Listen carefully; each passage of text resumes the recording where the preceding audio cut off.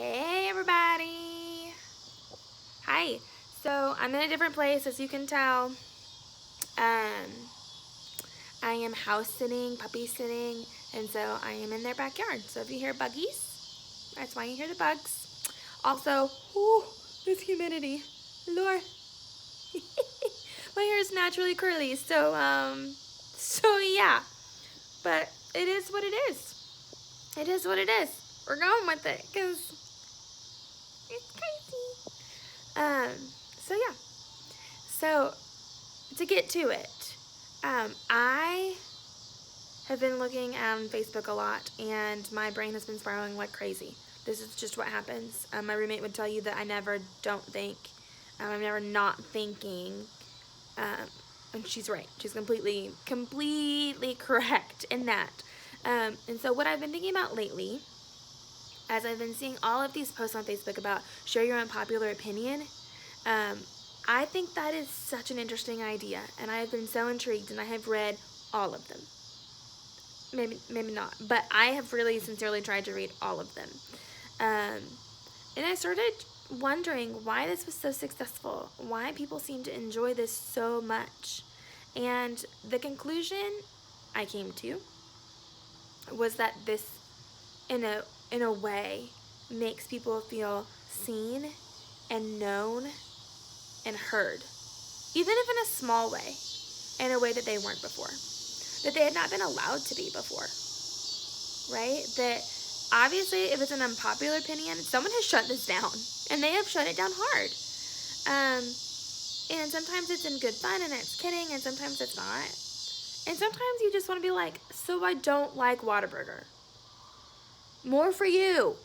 More for you, right? And you just don't understand why someone is so offended by the fact that you don't like Whataburger.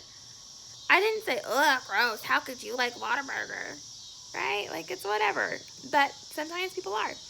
And so I started, of course, spiraling from that, thinking, what could we do with this? Right? If people want to feel seen and heard and known, what else could we do? How else could we feel that way at a little bit larger scale, right? A little bit deeper, I guess, not larger scale.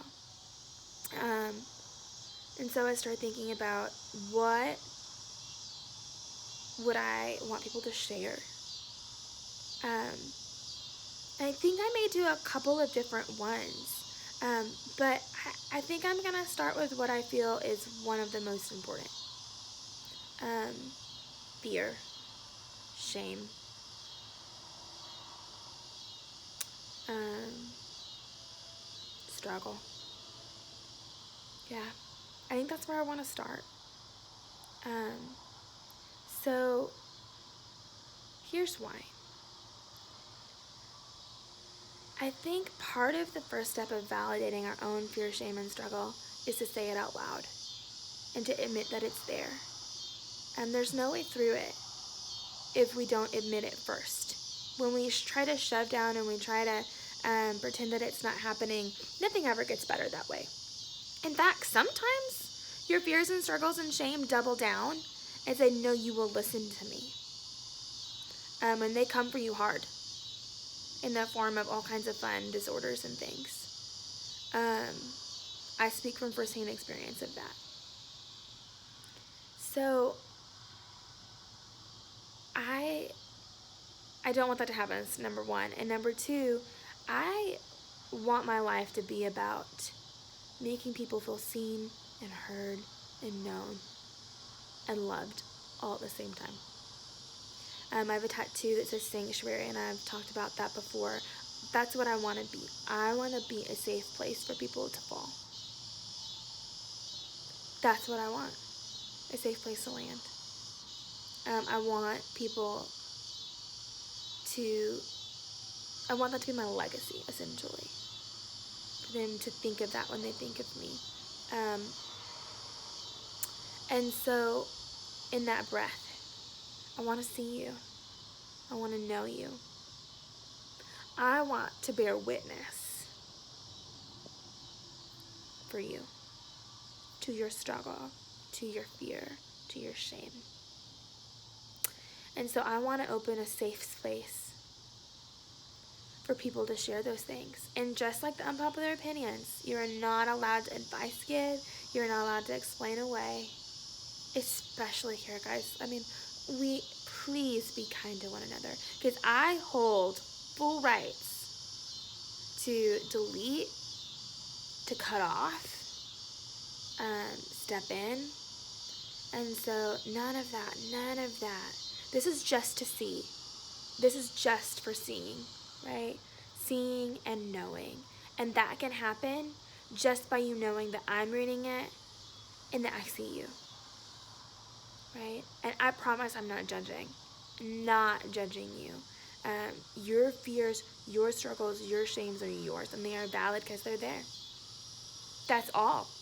They don't need more validity. We can talk function versus dysfunction and all kinds of things like that with all of those things, but we all have functional and dysfunctional things. The point is not to label things silly or ridiculous, to fear or to have shame about, or to struggle with, but to acknowledge them so that we can get through and move on and pass. I don't think anyone that has a fear, a shame, or a struggle is like, oh yeah, let's sit here for forever. This is a fun place to be. So we don't need to add to that and heap shame upon shame with people. So let's be very kind, please. But I would love to open up this space for you to comment down below fear, shame, struggle. And I'll start with a deep one, and then what's gonna seem silly to some people probably, but it's not at all silly to me. So my deep one, as an Enneagram 2, like I've talked about, my core fear is that I'm unworthy of love. That's what I wrestle with. That's why I help. I mean, I try to make sure that it's altruistically, but sometimes that's why I help. I want to be needed. Because if you need me, you have to let me stay in your life. I'm earning love through being, well, for a 2 wing 1, through being a good daughter and friend, sister. That's what I'm trying to do, is earn that. So that's the core fear that fuels a lot of what I do, unfortunately. I'm working on it, but that's my core fear. So that's the deep one. That's where we're at with that. And that transpires into all kinds of other fears and shames as well. For sure. Tons of others. That's the core of it.